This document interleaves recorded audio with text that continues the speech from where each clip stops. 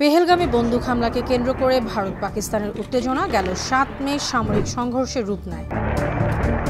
ওই দিন পাকিস্তান ও পাকিস্তান নিয়ন্ত্রিত কাশ্মীরের ৬টি শহরের ৯টি স্থানে ক্ষেপণাস্ত্র হামলা করে ভারত। সেই ধারাবাহিকতায় রাওয়ালপিন্ডির নূর খান সহ পাকিস্তানের ৩টি বিমান ঘাঁটিতে ক্ষেপণাস্ত্র ও ড্রোন হামলা চালায় ভারতীয় বিমান বাহিনী। জবাবে অপারেশন বুনিয়ান উন মারসুস নামে ভারতে পাল্টা হামলা শুরু করে পাকিস্তান। আকাশে দুদেশের এই ডগফাইট বন্ধ করতে দ্রুত পদক্ষেপ নেন মার্কিন প্রেসিডেন্ট ডোনাল্ড ট্রাম্প। তারই হস্তক্ষেপে যুদ্ধবিরতিতে সম্মত হয় ভারত পাকিস্তান। তবে ৭ মে ভারতে হামলার পরপরই আল জাজিরাকে দেয়া বিবৃতিতে পাকিস্তানের তথ্যমন্ত্রী আতাউল্লাহ তারার জানান, পাল্টা হামলা করে ভারতে ২টি রাফাল, ২টি মিগ-29 ও একটি SU-30 মডেলের মোট ৫টি যুদ্ধবিমান ভূপাতিত করেছে পাকিস্তান। গেল শুক্রবার দেশটির প্রধানমন্ত্রী শেহবাজ শরীফ আরও একটি যুদ্ধবিমান ভূপাতিতের দাবি করেন। পাকিস্তান সেনাবাহিনীর দাবি যে F-17 থান্ডার মাল্টিরোল জঙ্গি বিমানের গোলার আঘাতেই ধ্বংস হয়েছে ভারতের গর্বের যুদ্ধবিমান রাফাল। পাকিস্তানের পাল্টা হামলায় ভারতের অত্যাধুনিক রাফাল যুদ্ধবিমান ধ্বংসের বিষয়টি আন্তর্জাতিক মহলে বেশ গুরুত্ব পায়। যুক্তরাষ্ট্রের প্রভাবশালী দৈনিক দ্য নিউ ইয়র্ক টাইমসও পাকিস্তান সেনাবাহিনীর এই সামরিক অভিযানকে বিশেষ সাফল্য হিসেবে তুলে ধরেছে।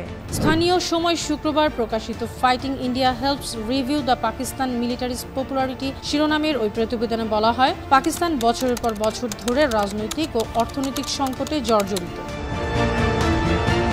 প্রতিবেদনে বলা হয়, ৫০ বছরেরও বেশি সময় ধরে ভারতের বিরুদ্ধে বিস্তৃত বড় ধরনের সামরিক সংঘর্ষে জয়ী হওয়ার ঘোষণা দিয়েছে পাকিস্তান সরকার। রাজনৈতিক দল এবং পাকিস্তানের সাধারণ জনগণ র্যালি, বিজয় মিছিল ও সমাবেশের মধ্য দিয়ে পাকিস্তান সেনাবাহিনীর এ সাফল্য উদযাপন করেছে।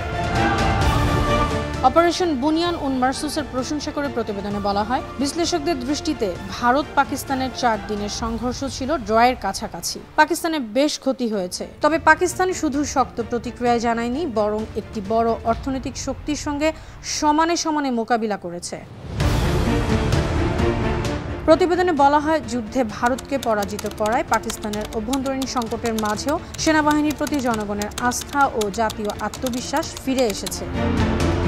করুণ অর্থনৈতিক পরিস্থিতি, অভ্যন্তরীণ নিরাপত্তা পরিস্থিতির অবনতি, আফগান সীমান্তে জঙ্গি গোষ্ঠীর হামলা সহ নানা কারণে পাকিস্তানি জনসাধারণের মনে অসন্তোষ আছে। তারপরও ভারতের বিরুদ্ধে পাক সেনাবাহিনীর বিজয়ে ওইসব চ্যালেঞ্জ মোকাবিলা আরও সহজ হয়েছে। দেশটির জনগণ মনে করে তাদের চেয়ে ১০ গুণ বড় অর্থনীতির উদীয়মান বিশ্বশক্তি ভারতকে পরাজিত করতে পেরেছে পাকিস্তান সেনাবাহিনী।